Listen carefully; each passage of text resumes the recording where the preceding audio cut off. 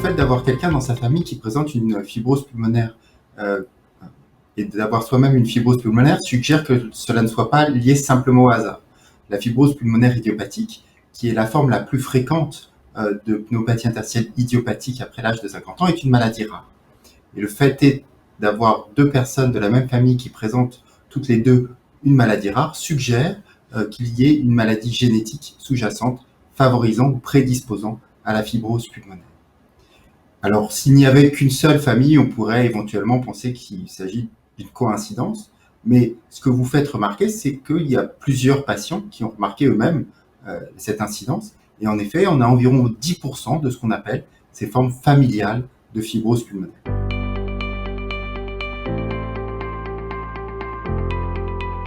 Alors, dans ces formes familiales de fibrose, on ne retrouve des mutations de gènes spécifiques que dans environ 30% des cas. Ça veut dire que dans ces formes familiales de fibrose, dans environ 70% des cas, il n'y a pas de gène mis en évidence expliquant la coïncidence de fibrose pulmonaire dans ces familles. Donc la grande majorité de ces familles est considérée comme inexpliquée sur le plan génétique. Pour nos patients, le plus fréquemment, on ne trouvera pas de cause génétique à la fibrose pulmonaire.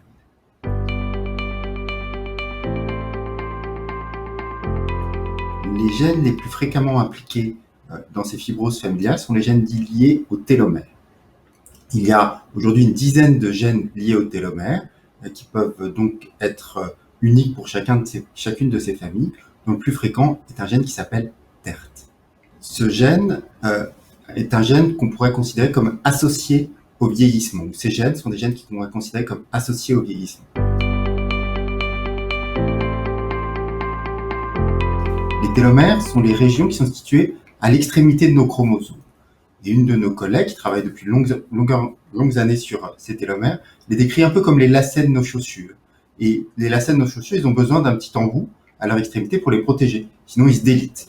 Eh bien, c'est un petit peu la même chose pour nos chromosomes. Nos chromosomes ont besoin, à leur extrémité, d'une structure qui va les protéger, qui va protéger tout notre patrimoine génétique. Cette région nécessite d'être réparée au cours de la vie, avec un certain nombre de protéines et d'enzymes qui vont interagir pour réparer cette région qui s'appelle les télomères. Quand une de ces protéines est dysfonctionnante, ces télomères vont raccourcir progressivement et vont moins bien protéger notre patrimoine génétique.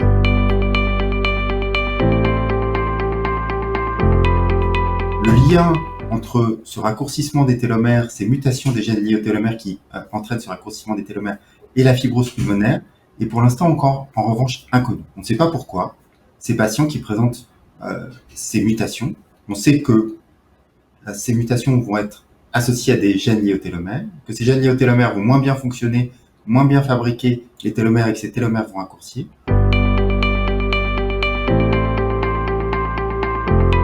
Ces manifestations ne se limitent pas aux poumons.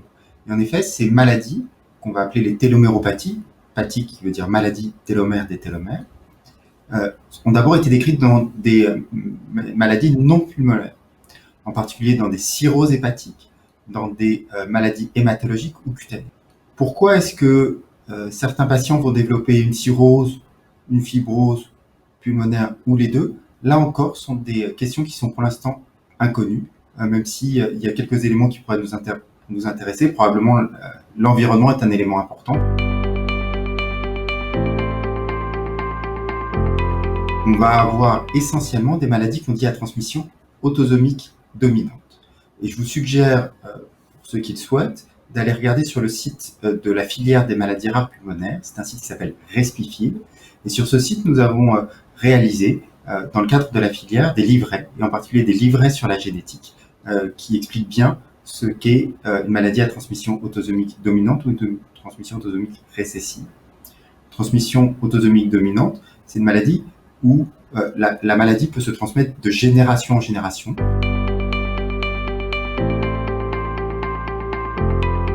La porte d'entrée initiale, c'est, comme vous l'avez dit, une forme familiale de fibrose pulmonaire, c'est-à-dire un patient qui vient nous voir ou qui nous consulte, pour lequel on diagnostique une fibrose pulmonaire, et dans le cadre de l'interrogatoire ou de manière spontanée, le patient va nous apprendre qu'un de ses apparentés est porteur d'une fibrose pulmonaire.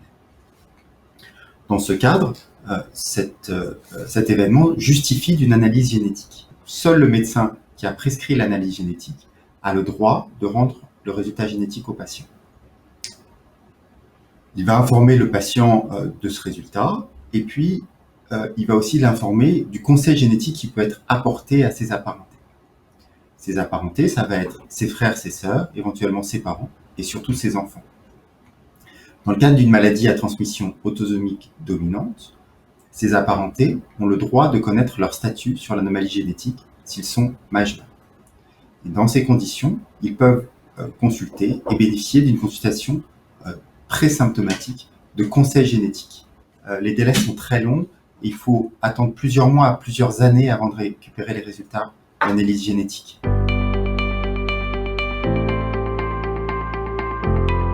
Aujourd'hui, on a très peu d'informations sur ce risque de développer la pénétrance des maladies quand on est soi-même porteur de la même anomalie génétique, de la même mutation que son apparenté.